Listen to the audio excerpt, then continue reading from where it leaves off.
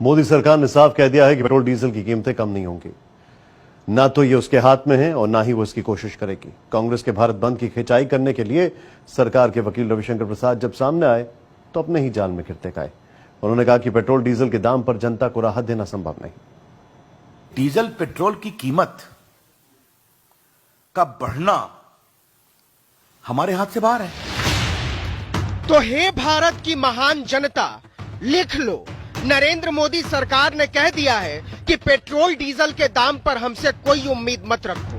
मोदी सरकार ने कह दिया है कि पेट्रोल डीजल के दाम पर हमसे कुछ मत पूछो।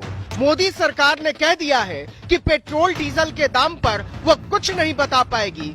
मोदी सरकार ने कह दिया है कि हम केवल टैक्स वसूलेंगे, जमकर वसूलेंगे और आपको चुकाना होगा। डीजल पेट्रोल की कीमत का बढ़ना हमारे हाथ से बाहर है। ऐसी मारक मासूमियत केवल महबूबाओं में हुआ करती है कि आशिक कत्ल हो जाए और वो उम्मीद करती है कि बेचारा मुस्कुराता रहे। रविशंकर प्रसाद ने पता नहीं ये क्यों नहीं कहा कि पेट्रोल डीजल के दाम पर नाकाम हो गई सरकार दरअसल भारत की जनता पर एहसान है कि हमने आपको देश सेवा का मौका दिया है जो पुरानी सरकारों ने कभी नहीं दिया। डीजल पेट्रोल की कीमत का बढ़ना हमारे हाथ से बाहर है। दरअसल मोदी सरकार पेट्रोल और डीजल के दाम के मामले में भावुक हो गई है। कभी साक्षात प्रधानमंत्री भावुक होते हैं, कभी पेट्रोलियम मंत्री, लेकिन इसका कोई कानूनी अर्थ नहीं था, इसलिए उसने इस भावुकता को कानूनी जामा पहनाने के लिए रविशंकर प्रसाद का वकालतनामा भेजा था। वेनेजुएला में राजनीतिक अस्थिरता है। ईरान के ऊपर अमेरिका के सैंक्शन का दबाव और प्रभाव है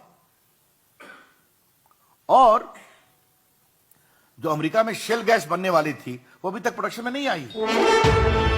मतलब मोदी सरकार कह रही है कि भारत में तेल के दाम बढ़ने के लिए वेनेजुएला जिम्मेदार है। मोदी सरकार कह रही है कि भारत में तेल के दाम बढ़ने के लिए ईरान जिम्मेदार है। मोदी सरकार कह रही है कि भारत में तेल के दाम बढ़ने के लिए अमेरिका जिम्मेदार है। मोदी सरकार कह रही है कि सुनो भारतवासियों, तुम्हारी गर्दन तक चढ़ाई हमारी नाकामी के लिए कांगो जिम्मेदार है, इक्वाडोर जिम्मेदार है, अरब जिम्मेदार है, अल्जीरिया जिम्मेदार है, अंगोला जिम्मेदार है, बस हमसे कुछ मत पूछो।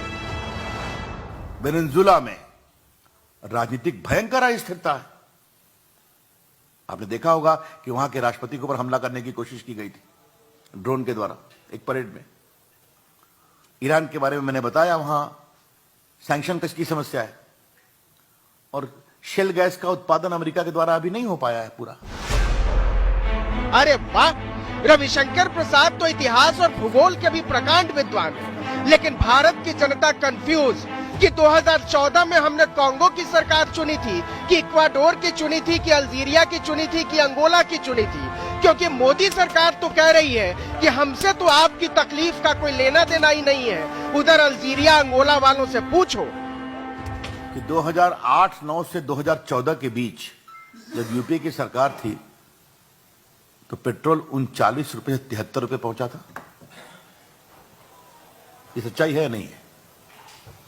हमारे समय में कुछ बढ़ा है, पहले घटा भी था। हमने शुरू में ही कह दिया था कि रविशंकर प्रसाद मासूम व्यक्ति है। बताइए कोई मानता है ऐसे कि 2014 में हमारी बीजेपी के लोग जो सड़क पर उतरे थे पेट्रोल डीजल के बढ़ते दाम के खिलाफ, वो सारा का सारा फर्जी था। मतलब रविशंकर प्रसाद जो गले में कद्दू लटकाए घूम रहे थे उसका देश काल परिस्थितियों से कोई लेना देना ही नहीं था। मोदी मनमोहन सिंह से मजा ले रहे थे, वरना पता तो उनको भी था कि सरकार का कोई रोल नहीं है इसमें। 3 साल का रिपोर्ट कार्ड के कुछ ही घंटों में उन्होंने देश में जिस प्रकार से पेट्रोल के दाम बढ़ा दिए, ये दिल्ली सरकार की शासन चलाने की नाकामयाबी का जीता जागता सबूत है। देश की जनता के अंदर भारी आक्रोश है। चुनाव से पहले की यह चातुरी मोदी सरकार के लिए मुश्किल बन गई है। अब यही सवाल विपक्ष पूछ रहा है कि जैसे जैसे तेल उठ रहा है और रुपया गिर रहा है, प्रधानमंत्री की गरिमा गिर रही है और मोदी जी कह रहे हैं हमसे कुछ मत पूछो, हमको राज भोगने दो और सुनो नारा सनत रहे, बहुत हुआ महंगाई का वार, अब की बार फिर से मोदी सरकार। क्रूड का दाम बढ़ गया, पेट्रोल डीजल का दाम बढ़े तो हम कुछ खर्चा कम कर दें। आज तक